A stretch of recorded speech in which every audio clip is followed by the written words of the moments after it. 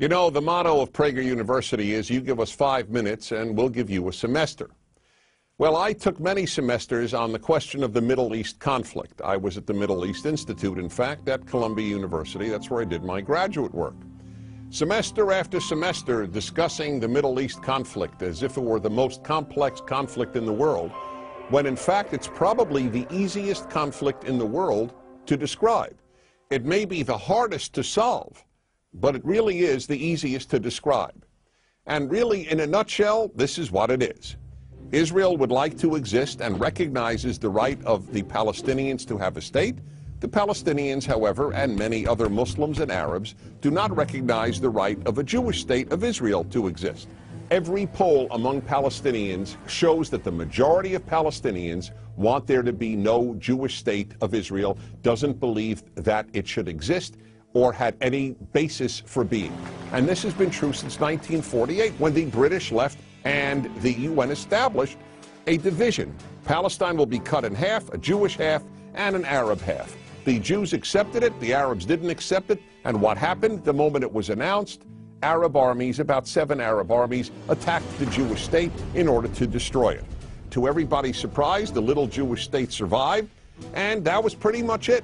And then it happened again in 1967 when the dictator of Egypt, Gamal Abdel Nasser, said we are now going to extinguish the Jewish state of Israel. And Jordan joined him and Syria joined him, but Israel attacked first, and so Israel survived. And that is how Israel, and only that way, came to occupy what was called the West Bank of Jordan, where many Palestinians lived, because many Palestinians lived in that part of Jordan. So the war was over in '67, and what did the Arabs do? The Arab states all went to Khartoum, Sudan, and announced no recognition, no peace, and no negotiations. The 3 famous no's. What was Israel supposed to do? Then Israel made an agreement to give the entire Sinai Peninsula, an area of land bigger than Israel, with oil, back to Egypt, because they said they would make peace with Israel. Israel gives territory back for peace, and it will always do that. But is there really a desire for peace on the part of Israel's enemies, which broadcast after broadcast on TV and radio in the Palestinian areas is about how Jews should be killed and how Allah wants Jews to be killed? That's the typical broadcast on Palestinian television. And so it's not hard to explain the Middle East dispute. One side wants the other dead. You know what the motto of Hamas is? The motto of Hamas is, we love death as much as the Jews love life. Now you tell me, how is Israel supposed to make peace when people believe what Hamas believes? Now here is one of the most important things nobody talks about. Everybody talks about a Palestinian state. Why didn't anybody talk about a Palestinian state while the Palestinians lived under Jordanian rule? Because the truth is, people started talking about a Palestinian state once the Palestinians were under Israeli rule, because it was always a way to destroy the Jewish state of Israel. And I say Jewish state because that's what it is.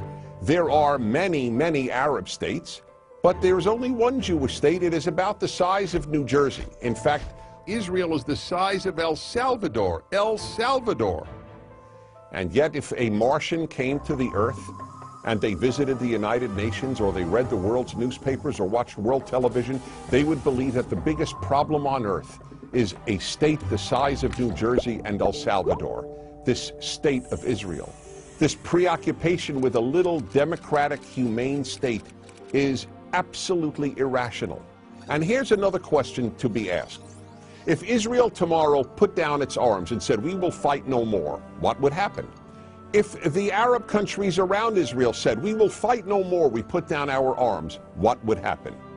In the first case, there would be an immediate destruction of the state of Israel, with mass murder of the Jews of Israel. In the second scenario I presented, where the Arabs put down their arms and said, we just want peace, there would be peace the next Wednesday. The fact is, as I said at the outset, it is a very simple problem to describe. One side wants the other dead. And if they didn't, there would be peace. And yet, please remember this. There has never been, never in the history of the world, a state in that area in what is called geographically Palestine that was not Jewish. Israel is the third autonomous Jewish state to exist in that area. There was never an autonomous Arab state. There was never an autonomous Muslim state. There was never an autonomous any other state. That's the issue. Why can't a little state the size of El Salvador that calls itself Israel be allowed to exist? That, in a nutshell, is the Middle East problem. I'm Dennis Prager.